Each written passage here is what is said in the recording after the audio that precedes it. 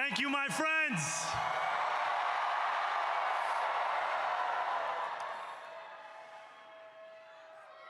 The sun may have set over our city this evening, but as Eugene Debs once said, I can see the dawn of a better day for humanity. For as long as we can remember, the working people of New York have been told by the wealthy and the well-connected that power does not belong in their hands. Fingers bruised from lifting boxes on the warehouse floor, palms calloused from delivery bike handlebars, knuckles scarred with kitchen burns. These are not hands that have been allowed to hold power. And yet, over the last 12 months, you have dared to reach for something greater. Tonight, against all odds, we have grasped it. The future is in our hands. My friends, we have toppled a political dynasty.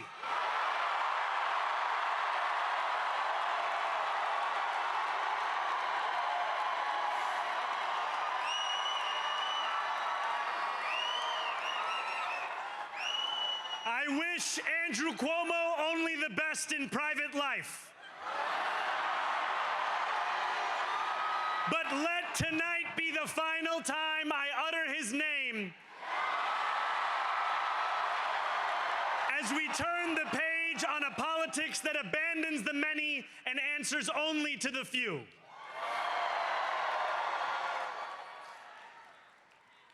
New York, tonight you have delivered a mandate for change, a mandate for a new kind of politics, a mandate for a city we can afford, and a mandate for a government that delivers exactly that. On January 1st, I will be sworn in as the mayor of New York City.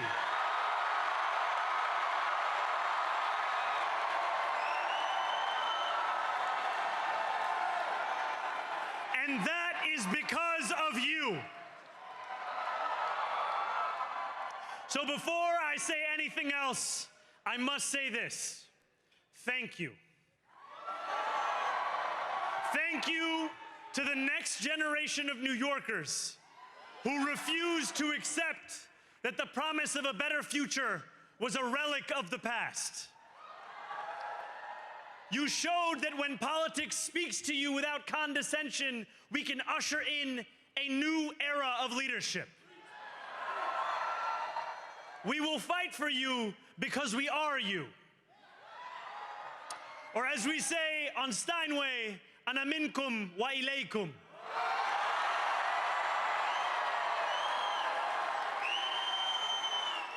Thank you to those so often forgotten by the politics of our city who made this movement their own. I speak of Yemeni bodega owners and Mexican abuelas,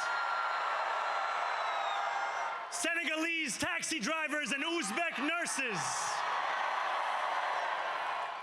Trinidadian line cooks and Ethiopian aunties. Yes, aunties. To every New Yorker in Kensington and Midwood and Hunts Point, know this. This city is your city, and this democracy is yours too.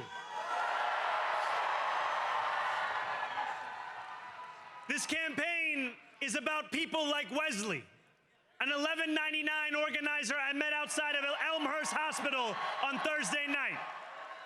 A New Yorker who lives elsewhere, who commutes 2 hours each way from Pennsylvania because rent is too expensive in this city.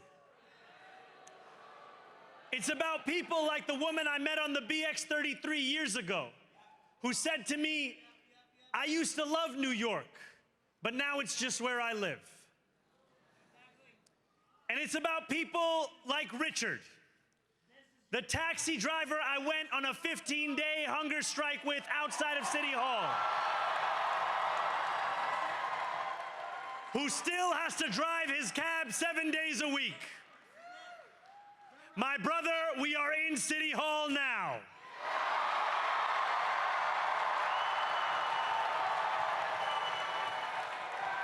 This victory is for all of them, and it's for all of you. The more than 100,000 volunteers who built this campaign into an unstoppable force.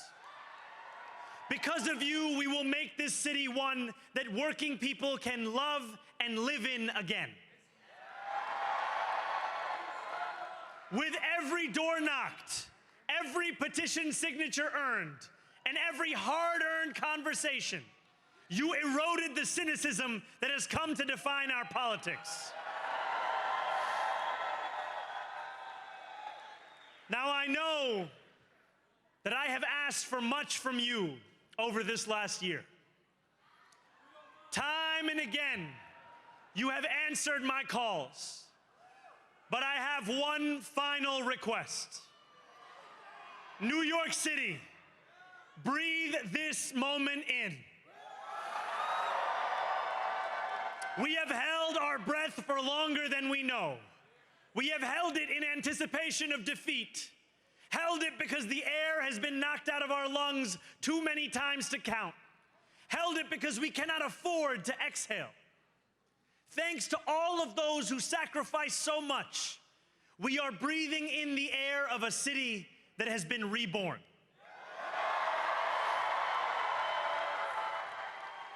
To my campaign team, who believed when no one else did, and who took an electoral project and turned it into so much more, I will never be able to express the depth of my gratitude. You can sleep now. To my parents, Mama and Baba, you have made me into the man I am today. I am so proud to be your son. And to my incredible wife, Rama,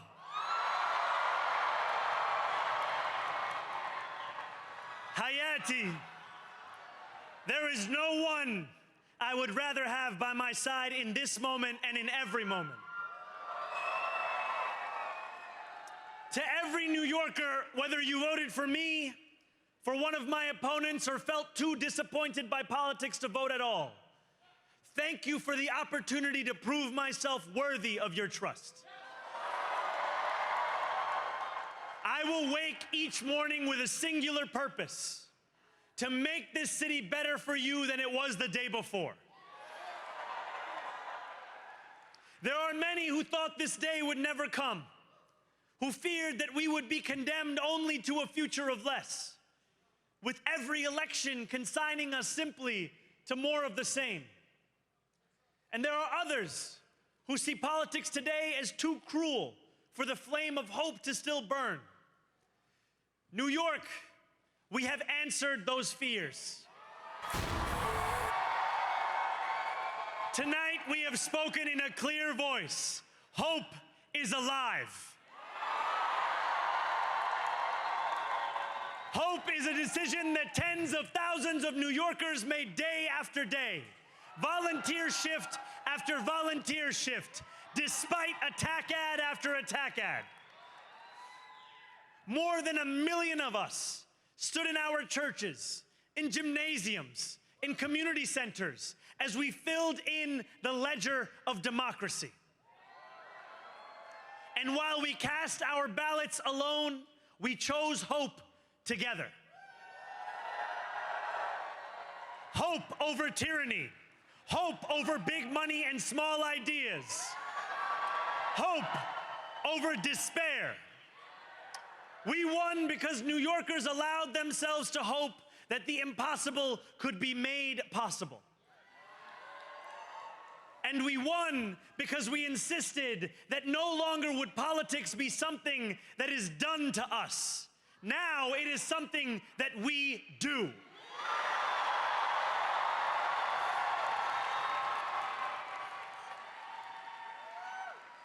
Standing before you, I think of the words of Jawaharlal Nehru.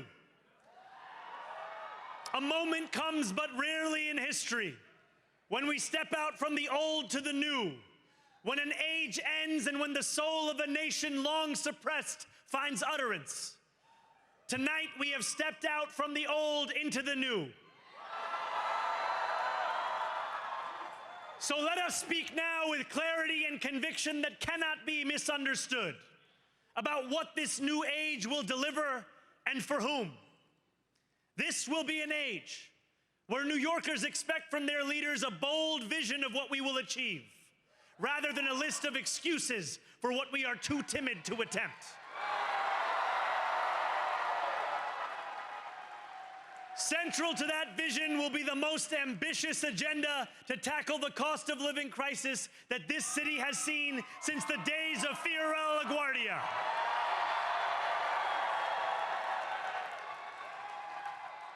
An agenda that will freeze the rents for more than 2 million rent-stabilized tenants.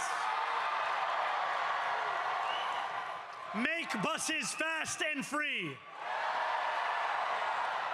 And deliver universal child care across our city. Years from now, may our only regret be that this day took so long to come. This new age will be one of relentless improvement. We will hire thousands more teachers. We will cut waste from a bloated bureaucracy. We will work tirelessly to make lights shine again in the hallways of NYCHA developments where they have long flickered. Safety and justice will go hand in hand as we work with police officers to reduce crime and create a department of community safety that tackles the mental health crisis and homelessness crises head on. Excellence will become the expectation across government, not the exception.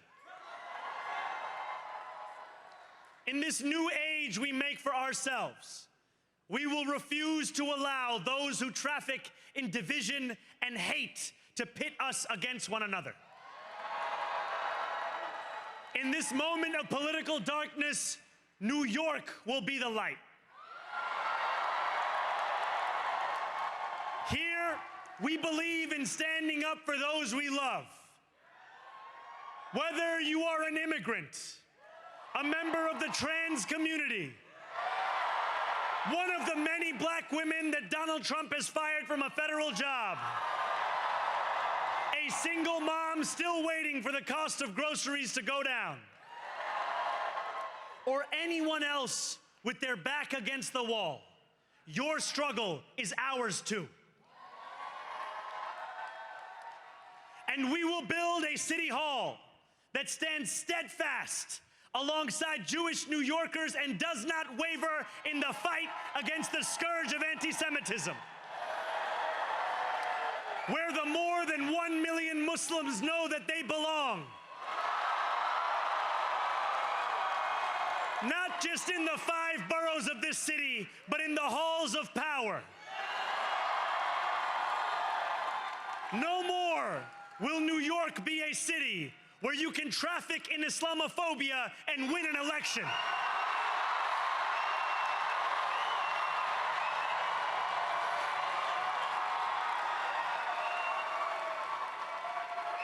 This new age will be defined by a competence and a compassion that have too long been placed at odds with one another. We will prove that there is no problem too large for government to solve and no concern too small for it to care about. For years, those in City Hall have only helped those who can help them. But on January 1st, we will usher in a city government that helps everyone. Now, I know that many have heard our message only through the prism of misinformation. Tens of millions of dollars have been spent to redefine reality and to convince our neighbors that this new age is something that should frighten them. As has so often occurred, the billionaire class has sought to convince those making $30 an hour that their enemies are those earning $20 an hour. They want the people to fight amongst ourselves so that we remain distracted from the work of remaking a long broken system. We refuse to let them dictate the rules of the game anymore. They can play by the same rules as the rest of us. Together, we will usher in a generation of change. And if we embrace this brave new course, rather than fleeing from it, we can respond to oligarchy and authoritarianism with the strength it fears, not the appeasement it craves.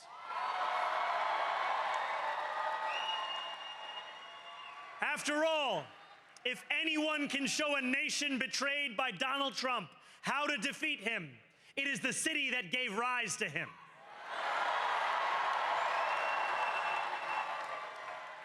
And if there is any way to terrify a despot, it is by dismantling the very conditions that allowed him to accumulate power. This is not only how we stop Trump, it's how we stop the next one.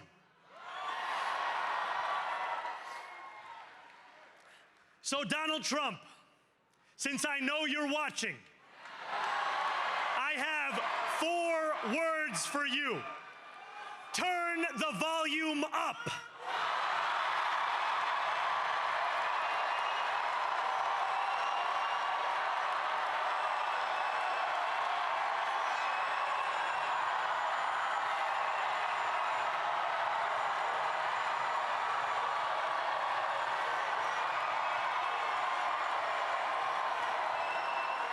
We will hold bad landlords to account because the Donald Trumps of our city have grown far too comfortable taking advantage of their tenants. We will put an end to the culture of corruption that has allowed billionaires like Trump to evade taxation and exploit tax breaks. We will stand alongside unions and expand labor protections because we know, just as Donald Trump does, that when working people have ironclad rights, the bosses who seek to extort them become very small indeed. New York will remain a city of immigrants, a city built by immigrants, powered by immigrants, and as of tonight, led by an immigrant.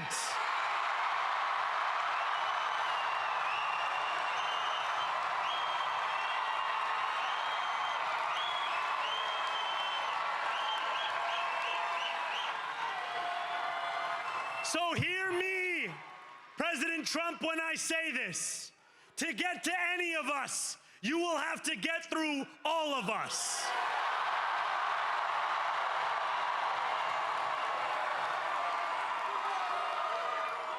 When we enter City Hall in 58 days, expectations will be high. We will meet them. A great New Yorker once said that while you campaign in poetry, you govern in prose. If that must be true, let the prose we write still rhyme, and let us build a shining city for all. And we must chart a new path, as bold as the one we have already traveled. After all, the conventional wisdom would tell you that I am far from the perfect candidate. I am young, despite my best efforts to grow older. I am Muslim. I am a democratic socialist. And most damning of all, I refuse to apologize for any of this.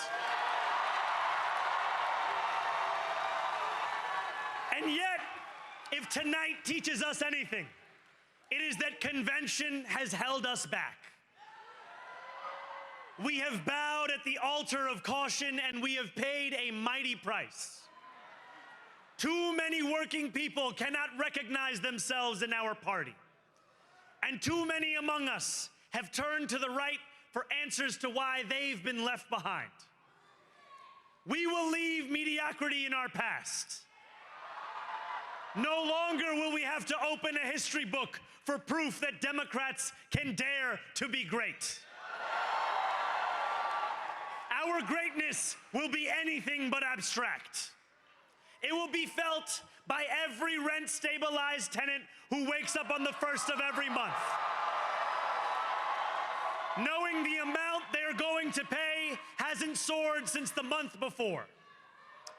It will be felt by each grandparent who can afford to stay in the home they have worked for,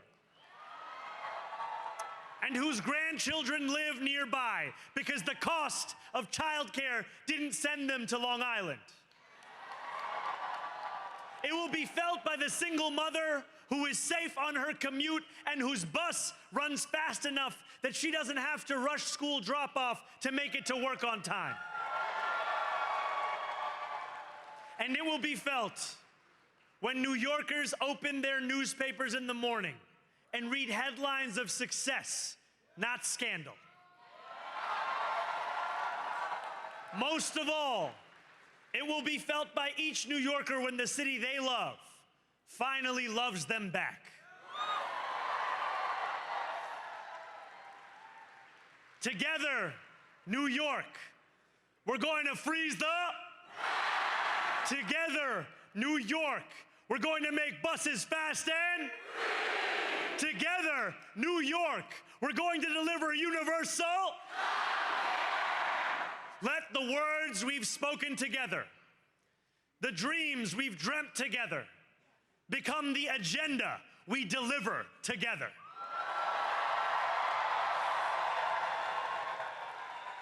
New York, this power, it's yours. This city belongs to you. Thank you.